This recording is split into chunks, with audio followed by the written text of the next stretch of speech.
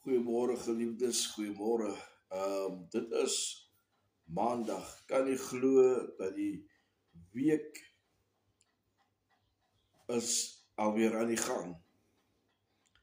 En dis vandag 'n wonderlike geleentheid om weer met u rondom die woord van God te sit. Amen. Sonder enige,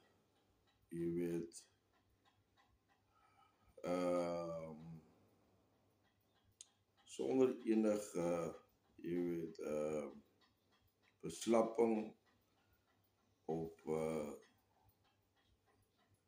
vertraging. Laat my toe om vandag weer met u te praat oor 'n tema waarmee ek al vir die afgelope paar dae besig is. Waarom bekering belangrik is. 2026, ons is in 2026 and there's so many that needs to make a decision. Daar is so baie wat nodig het om 'n besluit te maak. Jy weet, tussen al hierdie confusion, al hierdie gebeure, al hierdie negatiewe goed, sowel as positiewe goed, bly daar iets oor wat ek as 'n individu moet doen. En ek moet vir myself afvra, wat is dit wat vir my voordelig op die einde van die dag gaan wees? Is my soektog in hierdie tyd na 'n gemaklike lewe, 'n goeie lewe? Is my soektog na rykdom? En daarvan sal ons seker maar gereeld meer manne en vroue by die lottolyn sien staan, en die nuwe ding wat nou op die mark is the Hollywood bets en al hierdie goed. Mense is op soek na 'n fortuin. Mense is op soek na finansiële onafhanklikheid. Wat is vir my belangrik? Wat is vir my belangrik? En dis die vraag waarmee baie Suid-Afrikaners, baie, Amerikaners, baie Chinese, baie Duitsers, almal sit elkeen sit met 'n situasie of 'n scenario wat hy vir homself moet afvra. Wat is vir my belangrik?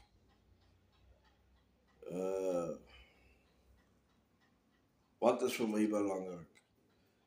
Ons lees in die woord van die Here, Jesaja 33, en ek lees uit die 83 vertaling uit. Jesaja 33 vanaf versie 6.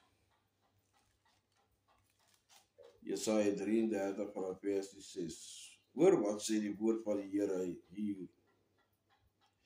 Wanneer u stem laat hoor, vlug volke. Wanneer u tevoorskyn kom, spat nasies uitmekaar. Wat julle vir julleself gebyt het, sal weggeraap word, asof sprinkane daarop toegesak het. Mense sal soos 'n swerm sprinkane daarop afstorm. Die Here is hoog verhewe. Hy woon in die hoogtes. Hy sal sorg dat daar in Sion reg geskied, reg gedoen word. Hy is die een op wie jy jou lewe lank kan vertrou. Die kosbare besitting wat werklik kan help, is wysheid en kennis. Die rykdom waarop Sion hom kan verlaat, is die diens van die Here. Hier antwoord Jesaja die vraag wat ek sopas gevra het, wat is vir my as individu belangrik in hierdie tyd waarin ons lewe? Jy sien, ons kan berge besit, ons kan besighede hê, ons kan finansiële goeie lewe ervaar en ondervind, maar daar is altyd iets wat kort kom. Die Here praat hier baie duidelik. Hy sê die Here is hoog verhewe. Dis Jesaja wat die profeteer. Hy sal sorg dat daar in Sion reg geskied. So dit maak nie saak wat jy heiliglik nou, jy weet, ervaar nie. Of dit vir jou hoe moeilik is om daardeur te werk nie. Dit maak nie saak hoe dit vir jou lyk nie. Luister, ons het 'n verantwoordelikheid teenoor onsself om 'n besluit te neem rakende ons lewe. Amen. Wat ons moet verstaan, soos wat ek 'n paar weke gelede gesê het, ons is reisigers op hierdie pad. Ons identiteit is nie van hierdie aarde nie. Ons identiteit is in die hemel. Ons is reisigers hier in die aarde. En hier in die aarde is ons toegerus met die vryheid om keuses uit te oefen. En baie van ons oefen verkeerde keuses uit. Amen. Wat belangrik is, my liewe vriend, daar moet bestendigheid wees binne ons. Ons moet weet waar ons op pad is. Ons moet weet wat ons wil hê. Ons moet weet wat is nodig in hierdie tyd. Amen. Wat ek wel weet, my liewe vriende, dat die Here is op pad. Wat ek wel weet, is dat ons op die einde van die dag verantwoording moet doen vir dit wat ons in die aarde gedoen het. You're going to be held accountable for what you've done in the earth. Jou keuses wat jy gemaak het, jou besluite wat jy uitgeoefen het, jou hardkoppigheid, jou manier van denke, jy weet, jy gaan verantwoordelik gehou word vir alles wat jy in die aarde gedoen het. En ons gaan nie verskonings kan hê nie. Die 5 maande kon 'n verskoning aanbied en sê, luister, maar hulle olie het opgeraak.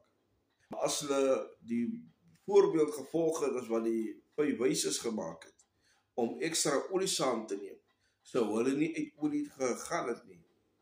En dan was hulle gereed om saam met die bruidegom in te gaan na die bruilofsmaal toe. Maar omdat hulle, jy weet, meer wetend was, hulle het gedink, hulle ken alles, hulle weet presies wanneer die Here gaan kom. Dit wat ons in hierdie dae sien. Ons het nou al gehoor, mense het geprofeteer wanneer die Here gaan kom oor 3 of 4 dae. Mense het al baie profesies gerelease. En mense moet so versigtig wees vir hierdie profete en hierdie dispensasie. Jy moet so versigtig wees om te hoor en te luister na al hierdie gimmicks wat hierdie profete release. Ek het terloops nou gehoor, ek kan ook nie sê of sy 'n profetes is of wie sy is nie, praat oor Israel en dit wat daar aan die Gaza plaasvind. Die mooi woord wat hulle noem, die genocide en al hierdie goed.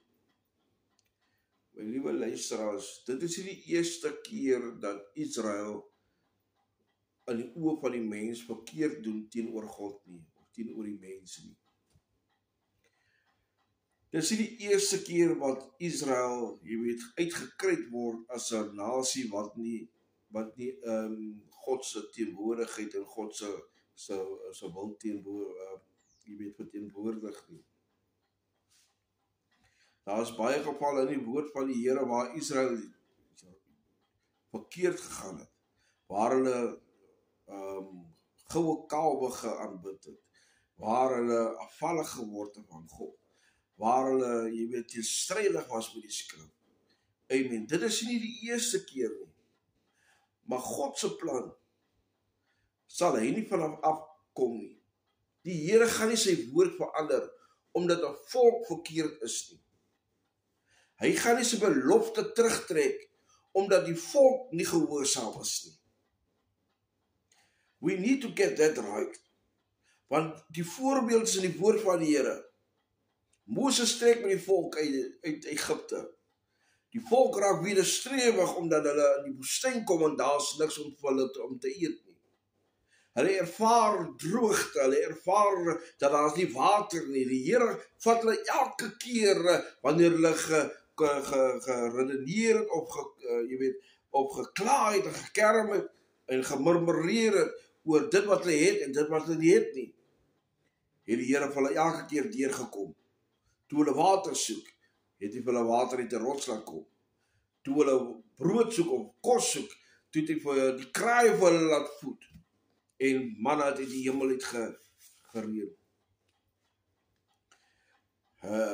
En voordat hulle in die beloofde land, in die beloofde land ingekom het, was daar weer 'n geval, waarin Moses hier teen die berg opgegaan het, saam God gaan vertoef het, en teruggekom het met die 10 reëls of wette wat Israel moet gehoorsaam. En toe hy terugkom en hy sien dat die volk is besig met verkeerde goed. Hulle het hulle jewelry gevat en 'n goue kalf gemaak en dit geaanbid. Toe gooi hierdie tablette, die 10 gebooie, gooi hy teen die grond, dat het breek. Hierdie God wat ons dien, is 'n God van sy woord. Hy is nie 'n God wat sal terugtrek en sy woord ongeldig maak. Hy sal die volk uithaal. Hy sal skoonmaak waar daar vuil is. Hy sal die wat gehoorsaam is, sal hy oor laat begin. Dit het ons gesien in Noag se tyd. Hy het Noag en sy familie gespaar. Hier in die woestyn wis hy 'n hele nasie uit, 'n hele bevolkingsgroep. Want die volk wat moet ingaan by die beloofde land, moet as volk wees wat rein van hart is.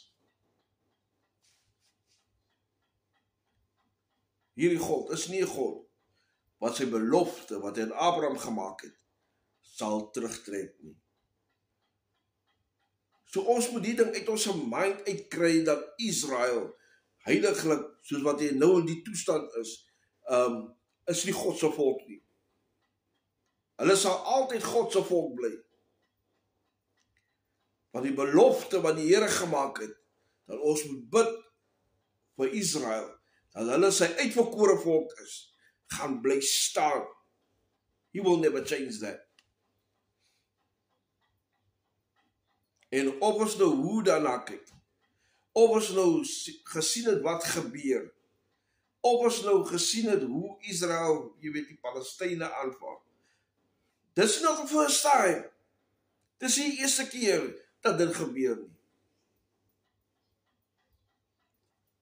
En een keer het God 'n teenwoord gehad vir dit wat hy gesê het aan Abraham. So ons moet ons harte regkry. Hoe gaan ons dit regkry, my liewe vriende? Die eerste ding wat belangrik is belydenis. Bely dat ek en jy verkeerd gedoen het in die oë van die Here. Ons bely dat ons nie in right standing is met God nie. My liewe vriende, Belydenis is nie 'n skande nie. Om te bely maak nie vir jou 'n verloorder nie. In fact, it gives you freedom. Dit gee vir jou vryheid. Handelinge 19 vers 18 sê, baie van die mense wat gelowig geword het ook gekom en al hulle towerpraktyke openlik bely en bekend gemaak. Amen. Hier in die skrif het mense hulle towerpraktyke, dit wat hulle beoefen het, dit wat hulle mense oor mislei het hulle bely teenoor God. Hoeveel te meer ek en jy? Belydenis, my liewe vriende, gee vir jou oorwinning.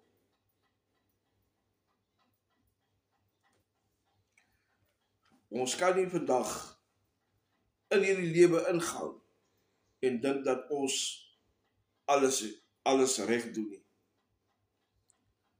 Dit is waarom belydenis so belangrik is. Want ons het nodig om vrymaking te kry. 1 Timoteus 6 vanaf vers 12 kom Paulus en hy praat nie saam met Timoteus, sê vir hulle, luister man, kom. Maar jy, man van God, moet van hier af wegvlug. Streef na opregtheid, toewyding aan God, geloof, liefde, volharding,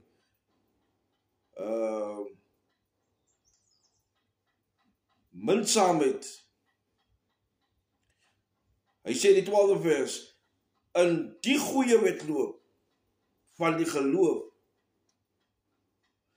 moet jy al jou kragte inspan en die ewige lewe as prys behaal. Daartoe het God jou geroep en het jy die goeie belydenis voor baie mense of baie getuienis afgelê. Hy sê, stryd die goeie stryd van die geloof. En dit begin by die belydenis van jou oortredinge, van jou sondes, belydenis van jou verkeerde dade, belydenis van wat jy gedink het, belydenis van hoe jy skade aan mense berokken het. Dit begin daar.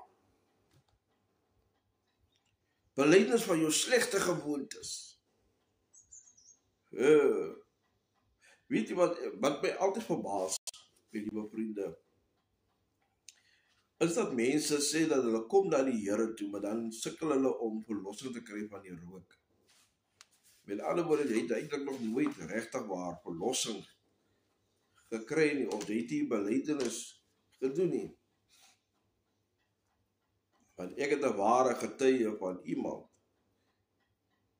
'n African man, wie 'n swaar roker was. Hy het nie net sigarette gerook nie, hy het dagga gerook, hy het tik gerook, hy het alles wat jy kan kry op die mark het hy gerook. Outdosing, noem hulle die goede wat mense vandag rook. Hy het al hierdie goed, Mendrix, hy het dit gerook. Maar die dag toe hy 'n besluit maak en sy sonde bely, toe bevry die Here vir hom. Kom ek vertel vir u, dat terwyl ons klaar maak met die oopligdiens, bel hy my die nag, die maandagoggend, en hy sê, pastoor, hier is swart goed wat uit my liggaam my kom. Ek sê vir hom, luister dienaar, laat toe dat die Here jou skoon maak.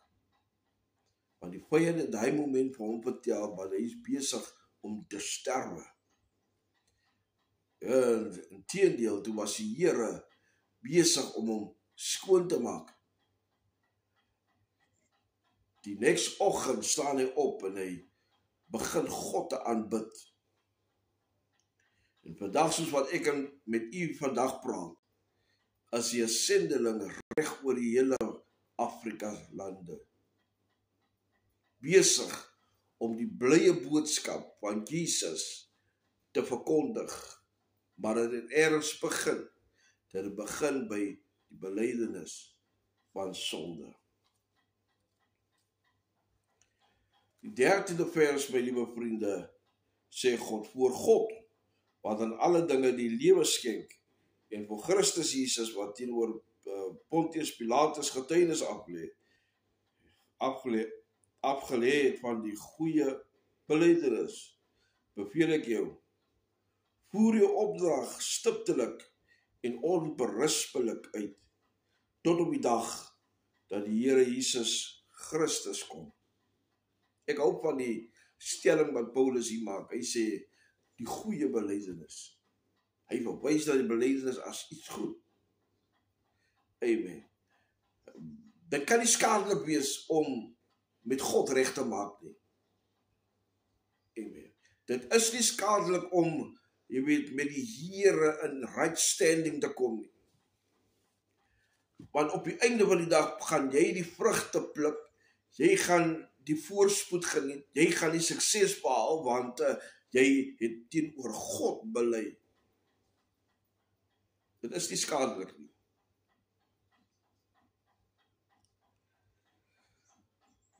My liewe vriende, ons moet besef, dat daar baie wat op die dwaalpad is, op die dwaalweg is, en ons moet belydenis doen. Daar's baie van ons wat dink dit wat hy doen is reg. Somebody told him dat die ding wat hy doen is 'n goeie ding. Die ding wat hy doen is 'n regte ding. Maar inteendeel is hy besig om baie skade teenoor jou gees te doen. Hy is besig om baie skade teenoor jou verhouding met God te doen. Because die Here het dit duidelik gemaak in Johannes 14 vanaf vers 6, wanneer hy sê, ek is die weg. Daar's geen ander manier wat jy 'n tussenganger kan kry, besides hierdie God wat ons dien nie. Hy sê, ek is die weg. Die tweede ding wat hy noem, ek is die waarheid. Want daar's geen waarheid binne 'n mens nie. Die mens het altyd 'n agenda. Jy weet, hy kan hoe hoog in die godheid is. But there's always an agenda. It's either to boost his ego of om 'n groot gevolg te hê, maar daar is altyd 'n agenda wanneer hy iets doen. Hierdie God sê, ek is die waarheid. Wanneer ek vir jou 'n ding sê, kan jy dit bank toe vat. Dit gaan gebeur. Dan sê die derde ding, hy is die lewe. Daar's geen ander mens wat vir jou lewe kan gee besides Jesus Christus nie. My liewe vriende, ons het by 'n punt gekom waar ons met God moet regmaak. En dit begin by belydenis. Om die Here in sy grootheid te aanvaar as jou God. En nie net te aanvaar as jou God nie, maar ook om hom te dien in gees en in waarheid. Hebreërs 3 vanaf vers 1 sê die Here hier dat daarom broers, wat vir die Here afgesonder is en deelgenote is van die hemelse roeping, moet julle noukeurig let op Jesus, die apostel en die hoëpriester van die geloof wat ons bely. Amen. Ons fokus, my liewe vriend, moet Jesus wees. Ons uitreiking moet Jesus wees. Ons soeke moet Jesus wees. Die profesie sê, want dit is hy wat die volk van hulle sondes sal verlos. Ja, ek weet nie waar jy met die Here staan, my liewe vriende, waar tyd is baie vinnig om uit te loop. Mense, hulle wik en weeg, maar tyd, soos wat die horlosie tik, by die sekonde is 'n eind nader aan die koms van die Here. Bybel sê ons moet die dae uitkoop, ons moet die tyd uitkoop, want die dae is boos. We don't have time to play. Ons het die tyd meer om te speel met whatever daar. Luister jy, as jy in 'n kerk sit waar Christus nie bely word nie, 'n kerk sit waar Christus nie die groot aan stuur is, aan die hoof is van die gebeurtenisse nie, then you need to understand dat jy op 'n verkeerde dwaalweg is. It is all about God. Daar's 'n lied wat sê, it's all about Jesus. Give him your life today.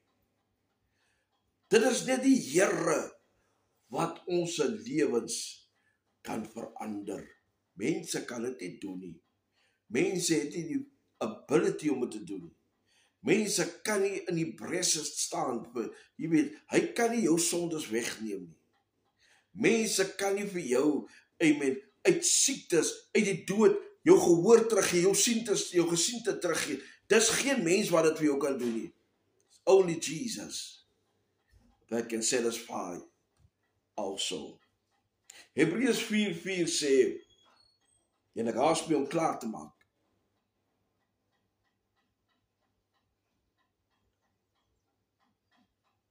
Dit sê die volgende, want eers in die skrif word van die 7de dag dit gesê, en God het op die 7de dag gerus van al sy werk, terwyl hier weer gesê word, in my rus sal hulle beslis nie ingaan nie.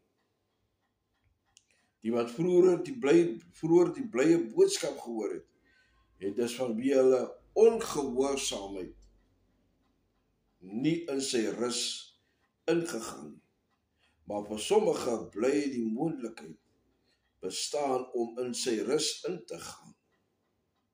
God het immers weer 'n dag bepaal, naamlik vandag, wanneer hy sou reeds voorheen aangehaal het, soveel later by monde van Dawid sê, vandag, as julle my stem hoor, moet julle nie hardkoppig wees nie. My liewe vriend, jou ongehoorsaamheid gaan vir jou uit die hemel hou. Dit is platweg gesê. Jou hardkoppigheid, jou hardnekkigheid, jou sogenaamde intellek, wat jy dink van die skrif, gaan jou uit die hemel hou. Now, this is not judgmental. Dit is nie om vir jou af te breek nie. Dit is nie om vir jou sleg te sê nie. Die skrif is baie duidelik. Die Here sê hierso, die wat vroeër die blye boodskap gehoor het, luister, het dus vanweë hulle ongehoorsaamheid nie in sy rus ingegaan nie. Jou ongehoorsaamheid gaan vir jou baie kos. Jy gaan dit van jou dier te staan kom. Ek het gister gesê, jy gaan hierdie woorde hoor, ek ken jou nie. Gaan weg. En niemand wil hierdie woorde hoor nie. Niemand wil sulke teleurstellende nuus ontvang nie. Niemand wil hoor dat hy nie geskik is om in God se rus in te gaan nie. Die laaste, my liewe vriende, die laaste Hebreërs 10, en dan gaan ek klaar maak, en dan kom ons vanaand of later weer terug, en ons maak klaar met die volgende tema, wat ook in dieselfde hoofthema of grondthema inwerk, gaan oor oorwinning. Maar ek is nog steeds, en ek maak nou klaar met belydenis.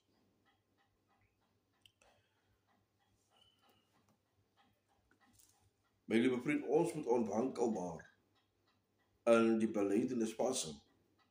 Ons moet nie vir ons laat wegvat van belydenis af. Iemand het gesê, ons kan nie meer by die kruis wees nie, ons moet wel aanbeweeg van die kruis. Alles het begin by die kruis, met die dierbare. Amen. Die kruis was verby in dwaasheid, maar vir ons wie dit glo, is dit 'n krag tot redding. Amen. Prys die naam van die Here. Hebreërs 10 vers 23. Die woord van die Here lees en hy sê, laat ons styf vashou. Luister. Laat ons styf vashou aan die hoop wat ons bely, want God is getrou. Hou vas. Hou vas. Laat mense maar praat. Hou jy aan bely. Laat mense maar vir jou bespot en beskinder. Bly jy op jou knieë. Bely jou oortredinge dag vir dag.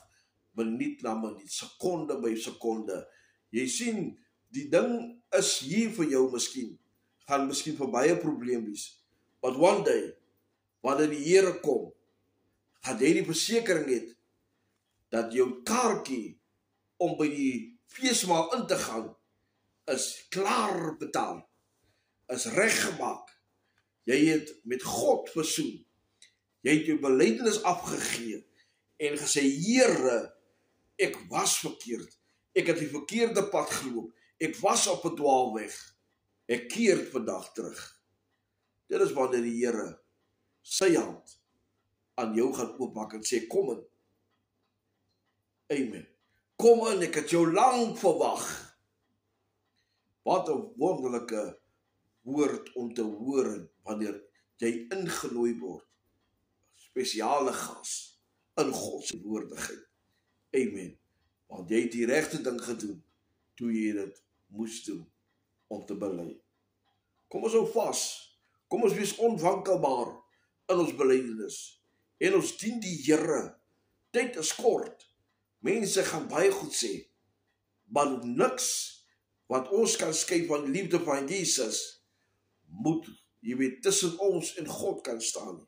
Ons moet weet dat daar absoluut niks is wat hy skei kan bring nie.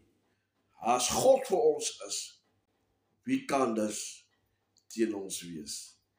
Mag die dag verder geseën wees. Ons kom terug wanneer ons weer gaan praat oor die oorwinning in Christus Jesus, wanneer ons bely het en laat gaan het. Amen. Be glorified in hierdie dag.